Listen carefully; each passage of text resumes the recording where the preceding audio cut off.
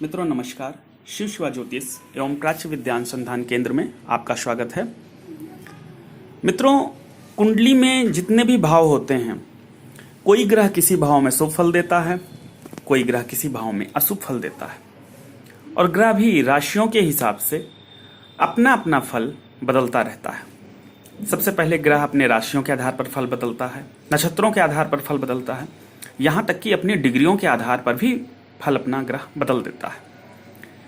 ग्रह भाव के जितने मध्य में होता है उतना ज्यादा वह ग्रह उस भाव का फल करता है या अपना फल करता है, और भाव के जितने भी ग्रह संधि काल में जाता है उतना ही उसका फल बदलता चला जाता है, कमजोर होता चला जाता है। यानी कि वह उस भाव का फल ना देकर संधि का फल देने लगता है। कभी कभी दो अगल बगल के भावों का फल आने लगता है, कभी फल बहुत न्यून हो जाता है। मित्रों, यहां पर एक ऐसा भाव है उसमें कोई भी ग्रह 7 ग्रह जो मेन है या राहु केतु जो छाया ग्रह हैं, कोई भी ग्रह उस भाव में चला जाए तो अधिकतम संभावना यही रहती है कि वह ग्रह शुभ फल ही देता है। जी हां, हमेशा अक्सर करके शुभ फल ही वहां प्राप्त होता है, और वह भाव है 11वां भाव, 11th हाउस। कुंडली का 11th हाउस जो होता है वह एक ऐसा भाव होता है कि कोई भी ग्रह वहां चला जाए वो हमेशा अपने शुभ फल देना शुरू कर देता है। शुभ फल भी हर चीज पर देगा ऐसा संभव नहीं है, लेकिन 11th भाव, 11वां भाव मुख्य रूप से आय का होता है, इनकम का होता है। तो इनकम के लिए अक्सर करके देखा गया है कि वहां पर वह शुभ फल ही देता है। चाहे वहां शनि चला जाए, चाहे वहां राहु चला जाए, वहां केतु चला जाए, वहां कोई भी ग्रह चला जाए, बृहस्पति चला जाए, चंद्रमा चला जाए, सूर्य चला जाए, मंगल चला जाए, बुध चला जाए, शुक्र चला जाए, कोई भी ग्रह चला जाए, इनकम के लिए वो अच्छा होता है, बशर्ते उस ग्रह में बल होना चाहिए। अगर उस ग्रह में बल है, वह 11th हाउस के मध्य में है, तो निश्चित तौर पर वह इनकम के नए नए रास्ते बनाएगा और इनकम करवाता है। अब यहां पर बात आ जाती है राशियों की। अक्सर हर भाव में अगर ग्रह अपने शत्रु राशि पे चला जाता है या ग्रह अपने खराब पोजीशन में, खराब दृष्टियों से दृष्ट हो जाता है, तो वो निश्चित तौर पर उस भाव में बुरा फल देता है। कोई भी भाव हो, हर भाव का यही कंडीशन है। लेकिन 11th हाउस में ग्रह अगर शत्रु राशि में चला जाता है तो भी वहां पर उसको कुछ ना कुछ इनकम का फल वो दे ही देता है। यहां तक कि ग्रह अगर नीच का भी हो जाता है तो भी वो वहां इनकम कराता है, बशर्ते ग्रह जितना शुभ होगा इनकम उतनी शुभ तरीकों से होगी, और ग्रह जितना अशुभ ढंग से होगा, नीच का होगा या अन्य कोई तरीकों से होगा, शत्रु राशियों में होगा, तो इनकम भी उसी तरीके से नीच राशि के ग्रह वहां ब्लैक इनकम कराने लगते हैं, गलत ढंग से पैसे अर्जन करने लगते हैं। शत्रु राशियों वाले जो ग्रह होते हैं वह साधारण तरीके से ना दे करके झंझट के साथ पैसे देते हैं। एक सामान्य इनकम का वो पैसा नहीं होता है, वो असाधारण रूप से जो कमाया गया, गलत ढंग से किसी भी अन्य तरीकों से कमाया गया पैसा होता है, वो वही होता है। तो 11th हाउस का बहुत महत्व है। कृष्णा मूर्ति पद्धति तो पूरी की पूरी 11th हाउस पर ही टिकी हुई है। कोई भी काम है, होना है कि नहीं होना है, सिर्फ 11th हाउस का वहां पर अगर महत्व दिख रहा है, अगर 11th हाउस वहां पर प्रत्यक्ष रूप से दिखाई पड़ रहा है, उस ग्रह के सिग्निफिकेटर में आ रहा है, तो निश्चित तौर पर वो काम होना है। कृष्णा मूर्ति पद्धति पूरी तरीके से उस पर टिकी हुई है। पाराशर ज्योतिष में भी 11th हाउस का बहुत महत्व है, वैदिक ज्योतिष में भी 11th हाउस का बहुत महत्व है।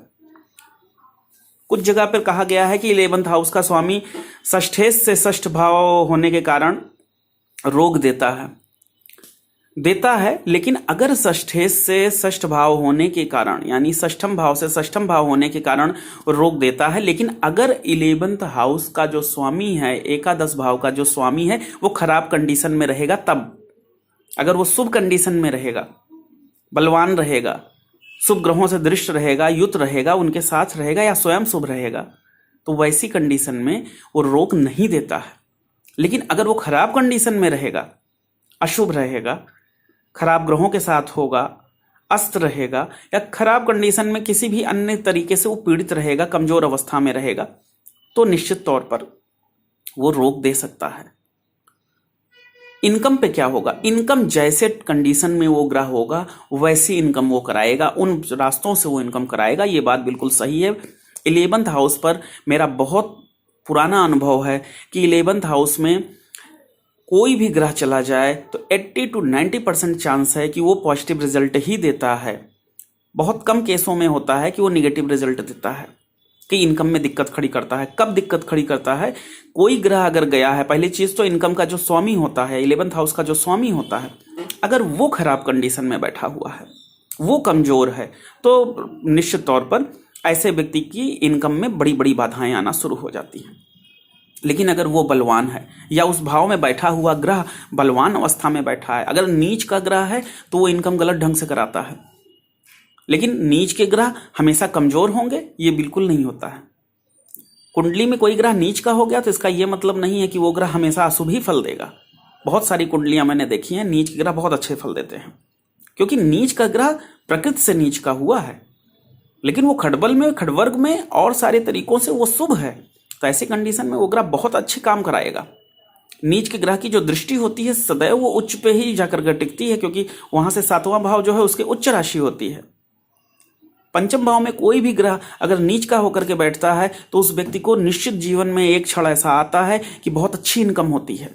ऐसा क्यों होता है? ऐसा इसलिए होता है क्योंकि पंचम भाव से 7वें भाव पर उसकी उच्च की राशि होती है और इनकम भाव पर उसकी दृष्टि होती है। अब वो जितना मजबूत, जितना बलवान होगा, जितना शुभ दृष्टियों से युक्त होगा, उतना ज्यादा ही इनकम होगी। और 11th हाउस पर तो शुभ दृष्टियां या अशुभ दृष्टियां, कैसी भी दृष्टियां हो, वो फल अच्छे ही देता है।